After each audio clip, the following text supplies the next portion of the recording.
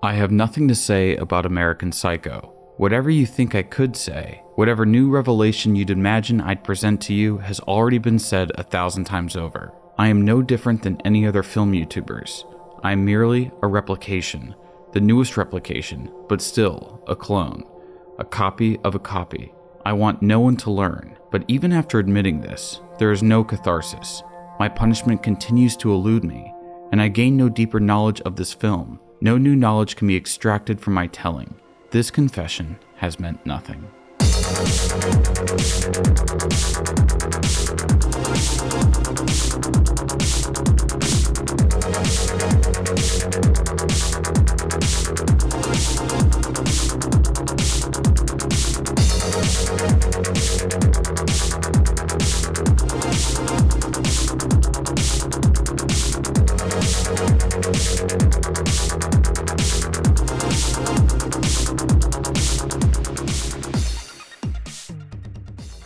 American Psycho, the video you all have been asking for. It's a movie that has been a major influence on internet meme culture since at least 2009, when images of Patrick Bateman pointing to his stereo were used on 4chan to check their dubs, a slang term for when the post number's last 2 digits are the same. Since then, it's morphed into something else. Now, traces of American Psycho occupy almost every corner of the internet. Memes, video edits, YouTube videos, cosplays, parodies, and more. It feels like every scene has become some kind of joke or a meme, which led me to realize that we live in an age where there are probably people out there who have never seen American Psycho traditionally, but have experienced the film through its disparate parts scattered across the web. What a time to be alive. But let's go back in time to the movie, or maybe even farther back, all the way back to 1991. The year the novel released. You like Bret Easton Ellis? Yeah, he's okay. I thought his early work, Less Than Zero, was a little too new wave for my taste. But when The Rules of Attraction came out in '87, I thought he really came into his own, commercially and artistically.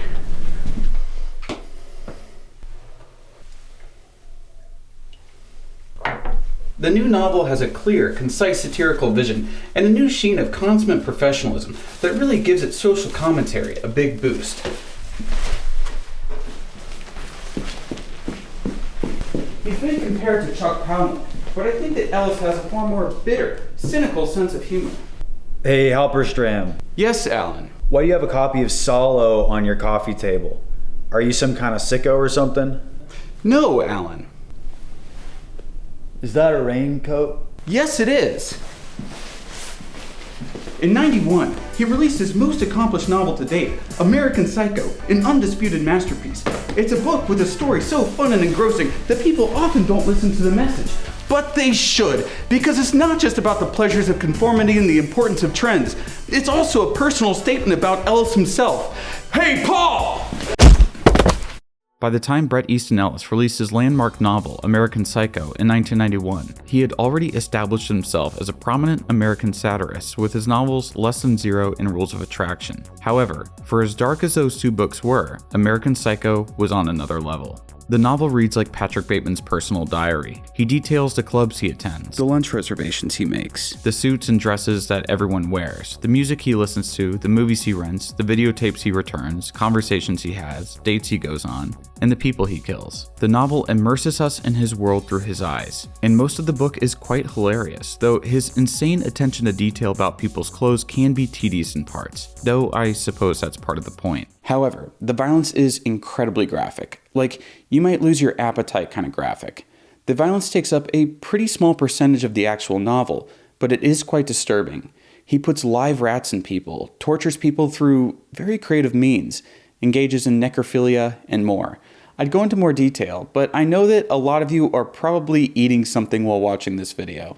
This portrayal of violence, and in particular, violence against women, as most of the people Bateman details his murders of are women, or at least the most gruesome of the deaths are women. Anyways, this caused a major outcry from feminists who believed the book to be grossly misogynistic. People who opposed the book pressured Simon & Schuster into dropping the release of the novel 3 months before its scheduled release. Adding to that, Bret Easton Ellis was receiving death threats because of the salacious material in his new book. The publisher Vintage picked up his novel and released it, but forced Ellis to sign a declaration that he had read all 13 death threats sent to him. That way, his parents couldn't sue the publisher should somebody kill him because of the book. Needless to say, American Psycho struck a nerve.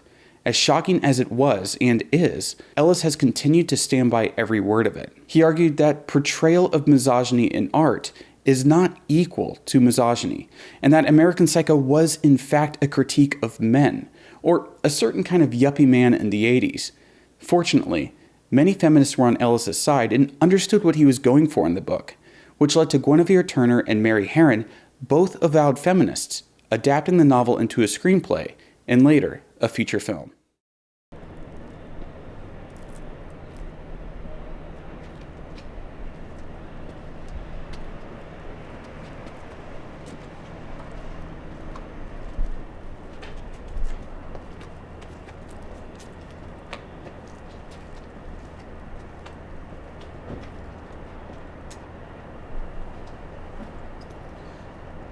What do you want? Money? Food? Yeah, I'm so hungry. What's your name?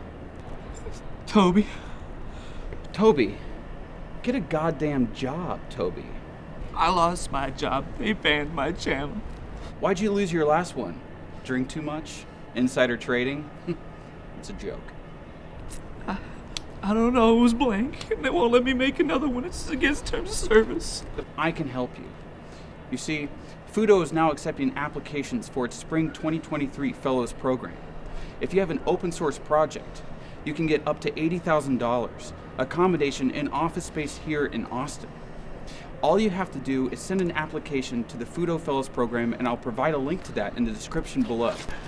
You're a kind man, Mr. Kim. You're a kind man. Thank you. Thank you. Toby, do you have an open source project, Toby?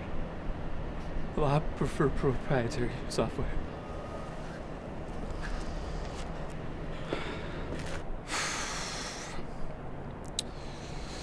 I don't think we have much in common.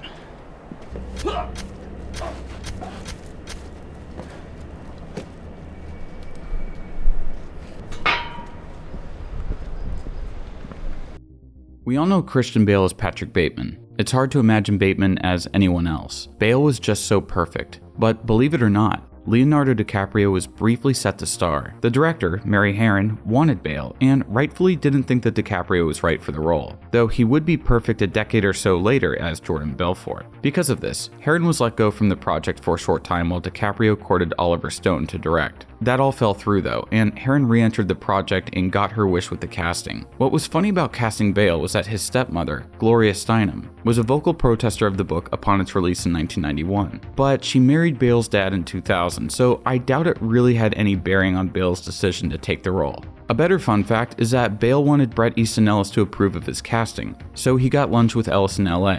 But get this, he was completely in character. It freaked Ellis out so much that after 5 minutes, he told Bale to stop. I like to imagine that he didn't stop. The movie version of American Psycho, in my opinion, condensed down the story and the characters of the book very well. It tells the story in a more cinematic way, which calls for some characters to be merged, some events to be switched around and fused together, and for a lot of things to be cut for pacing and time constraints. Nonetheless, it maintains the spirit of the novel, and Bale's transformative turn as a story's psychotic anti-hero elevates the film to the rank of modern classic. One of the big differences between the book and the movie is the amount of violence. The movie toned it way down from the novel, with a lot of the violence in the film being relatively short and sometimes off-screen. Near the end of the movie, Bateman admits to many more acts of violence, referencing some sections of the novel, but we never see him do any of it. I think that toning down the violence brought the comedy to the forefront. The book is obviously funny, but the graphic nature of the violence might have overshadowed the satire and wit of the text for a lot of people. That barrier, or filter, doesn't exist in the film, as the blood and gore really is on par with any normal slasher film that even young teens can handle. Speaking of the violence, that brings us to possibly the biggest question that audiences have about the movie. Did Patrick kill all those people? Some people think that it's all real, while others swear that all the violence is merely in his head. But what do I think? I honestly don't care. I think that it doesn't matter whether or not he actually did the killings. It's interesting either way. If he did do the killings, then the story highlights how the yuppie community is so self-obsessed that they either don't notice the deaths or they simply do not care.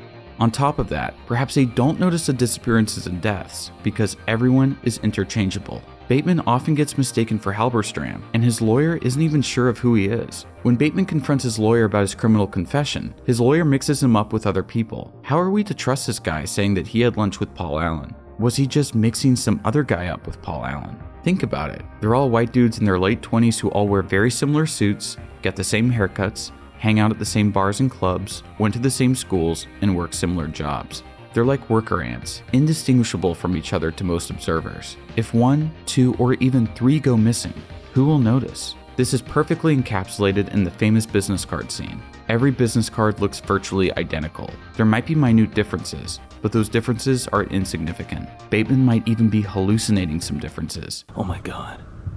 It even has a watermark. Did anyone else actually see a watermark on Paul Allen's card? Bateman, like all the other people around him, is alone and isolated. He's not in a steady relationship. Well, okay, he's got something going on with Evelyn, but he and Evelyn are also seeing other people. In his world, relationships are way more malleable. Lewis and Courtney are together, but Courtney's sleeping with Patrick, and Lewis wants to sleep with Patrick. Or are they together in some capacity and we don't know? In the rules of attraction, Sean Bateman supposedly gets into a gay relationship with another student, but he never talks about it. We only hear about it from the other guy. Is this also happening here?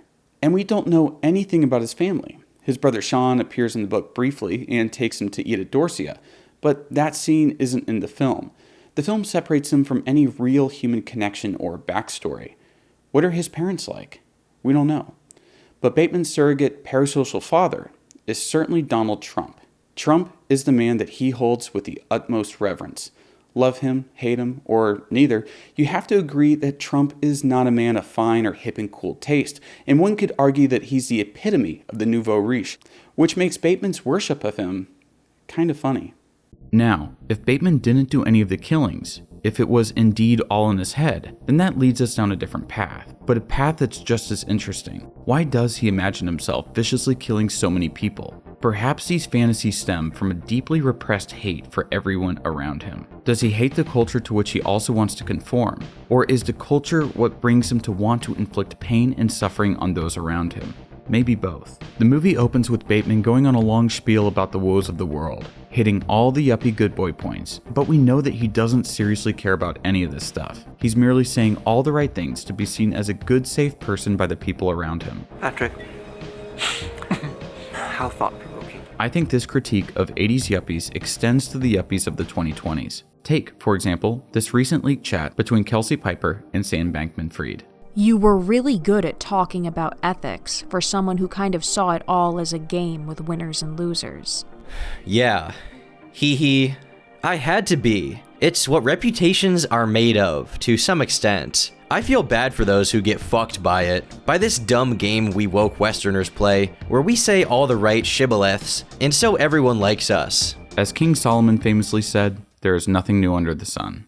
Bateman, especially in the book, reduces everyone to their clothes. To him, they're not people, but entities occupying the spaces between the fabric. He feels hollow, empty, and emotionless, yet expresses emotions towards music. The music. How could I leave out the music? Who are his favorite artists? Huey Lewis and the News, Phil Collins, Whitney Houston.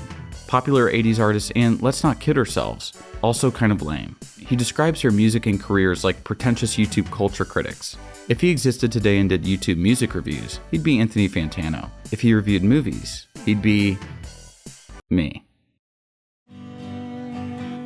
Listen to my crooked voice. If you think his monologues about the artists are long in the movie, just read the book. Ellis dedicated whole chapters to each musician. The chapter about Huey Lewis is several pages long, detailing their entire 80s career, but it tells us more about Bateman than about the band. He likes them the more and more they jettison their bad boy, anti-establishment, and anti-conformist roots. He notes that he likes that they start wearing suits at some point. So basically, the more corporate they are, the better they are in his eyes. There's a reason why the song he plays is hip to be square. Oh, and when talking about the album Sports, Bateman notes the song Honky Tonk Blues is a cover by some guy named Hank Williams. Let that sink in. The guy that spends pages and pages reviewing music artists doesn't even know who Hank Williams is. I don't think I even need to point out how he uses the music to justify his own sociopathy, but It's hilarious when talking about Whitney Houston. He claims the message of the song is that it's impossible in this world we live in to empathize with others, but we can always empathize with ourselves. What does that even mean? Also, I think that Ellis's voice really comes to the forefront in Patrick's reviews. It does feel like in these sequences, Ellis is parodying himself, giving a psychopath his voice, leading to Bateman's absurdly detailed monologues. Bateman isn't just into music, he's all around a media hound. He's always renting and returning videotapes, which mostly are just copies of Brian De Palma's Body Double. He watches quite a lot of porn. He never misses an episode of The Patty Winter Show, and he's always reading magazines to see what's considered cool and hip. His world is oversaturated with media, and he continues to saturate it with his own creations by filming some of his sexual encounters, and, in the book, he films many of his murders. So why am I going on about his media obsession when I should be talking about why he didn't do the murders? I want to posit a theory that what he consumes greatly influences his potential fantasies. In the book, he describes his sexual encounters as if he's writing smut, and in the movies, it kind of looks like porn. His murders are over the top, and sometimes they don't feel like they possibly could have happened. And he remarks at least a few times how things feel like a movie, or the situation would be better if it played out like a movie. Is he living in the real world, or is he living in some kind of simulation caused by mass media and his own disassociation from reality? Through the media, Bateman can simulate emotion. What's stopping him from simulating sex and violence? How many of his sexual encounters he thought he had were just pornos he watched? How many of his acts of violence were things he saw on TV or film? Is he doing any of this, or is he just imagining himself as an action star, horror villain, or porno actor? So why am I going on about his media obsession when I should be talking about why he didn't do the murders? The whole chase scene near the end plays out in such a tropic action film kind of way. He runs through the streets of New York killing left and right. He blows up the cop car with a few shots from his handgun, and it all ends with a police helicopter hunting him down, only for nothing to come of it. It feels like a movie, not like real life. Yes, I know American Psycho is a movie, but the logic of the sequence doesn't add up with the rest of the film, unless we understand it as being a hallucination or a dream or something. In the book, it's the only chapter in which Bateman refers to himself in the third person, which I think solidifies it as something not real. But does that mean that everything in the film is not real? Is Bateman, like what one of my friends believes, a loser who can't do anything to harm anyone but just imagines all this stuff? Is he really just actually a beta with impotent rage? As I said earlier, I like the fact that the film and book remain ambiguous. It makes thinking and talking about them more fun, and it paints a more complex picture of Bateman.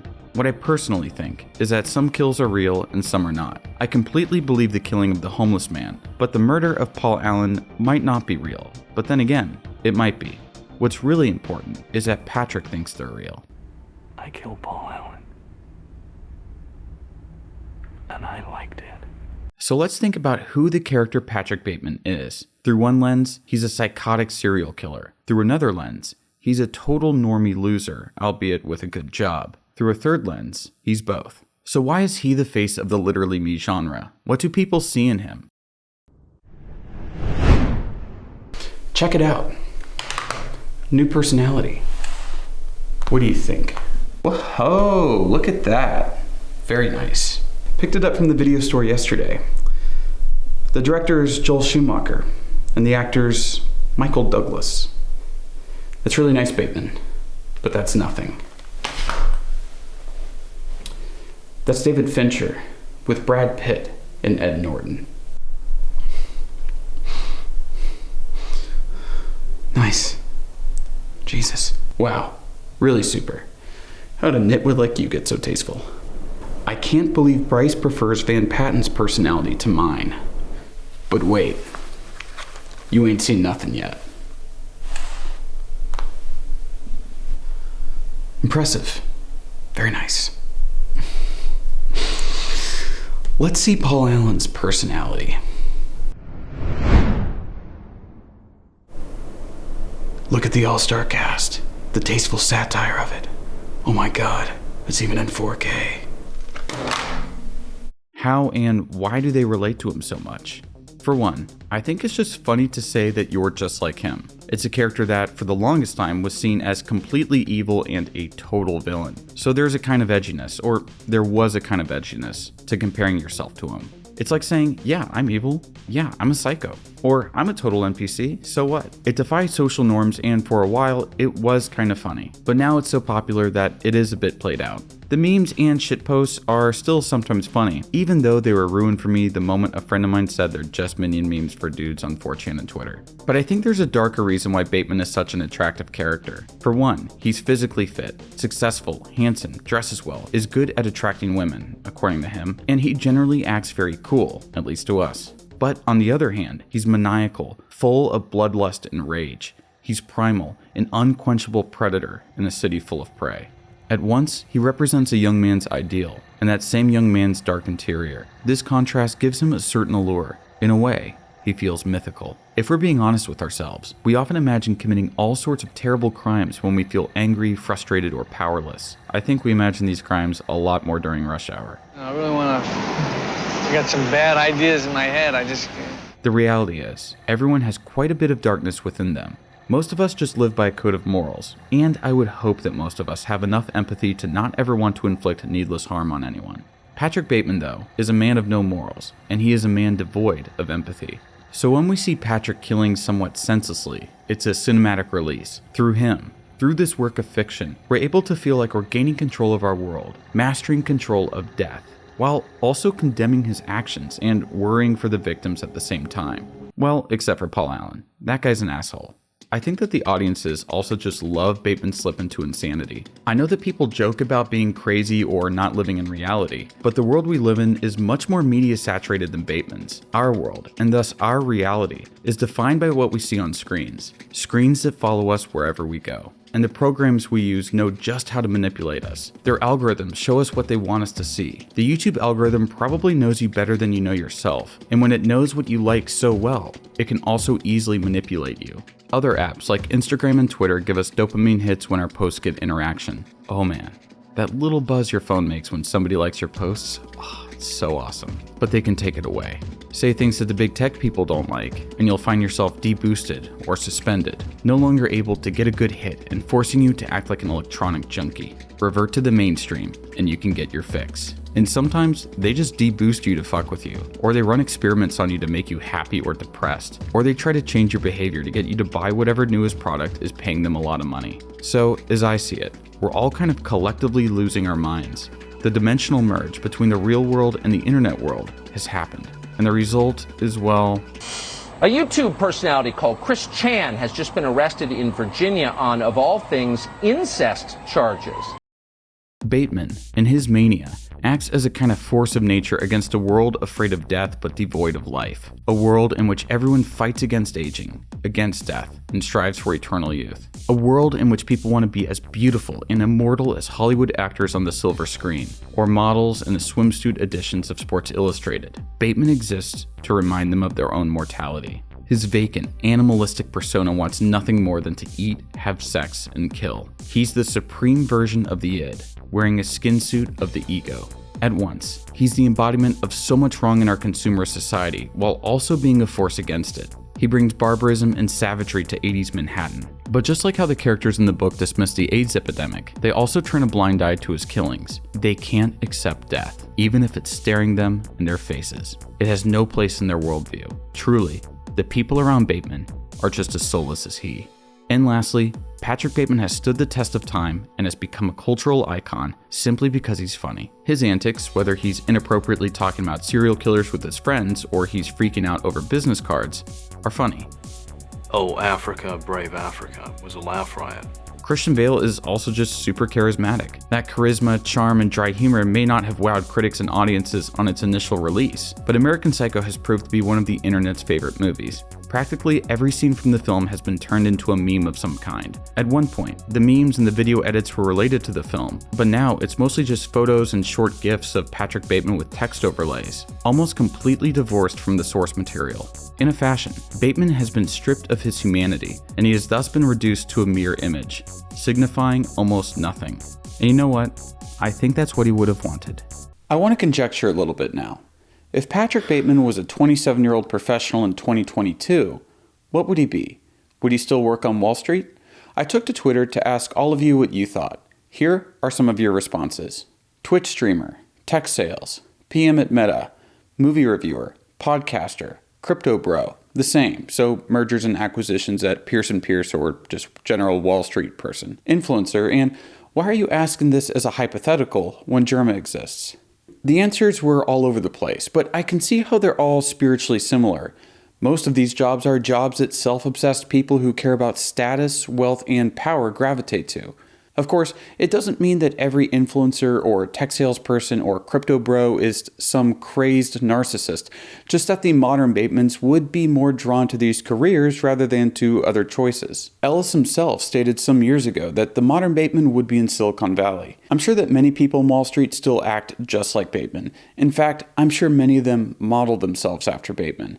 But I think that American Psycho 2022 would fit better in Silicon Valley just because of how tech has influenced or outright controlled the culture over the last decade. It's a prime setting for a satire, but Ellis thinks that Mike Judge's show Silicon Valley already did a pretty good job at making fun of all that. I like to think that a modern Bateman would work at a venture capital firm in the Valley, investing in whatever flavor of the month the other VCs like. Or maybe he'd be a Twitch streamer, or a YouTuber who shamelessly engages in crypto pump and dumps. Maybe he'd be a tech worker who makes TikToks about his days at work that show that, he really doesn't do that much actual work. He also might be some super woke Twitter personality who gets Me Too'd for the worst possible offenses. The possibilities are endless. We live in such a wonderful world. Before you guys go, I just wanted to say that there was actually an American Psycho musical on Broadway. Sadly, it flopped. I really wanted to see it, so hopefully it comes back in some way, shape, or form in the future. Well, that's about it. I'm the Kino Corner, and I will see you all in the next video, and have a Merry Christmas.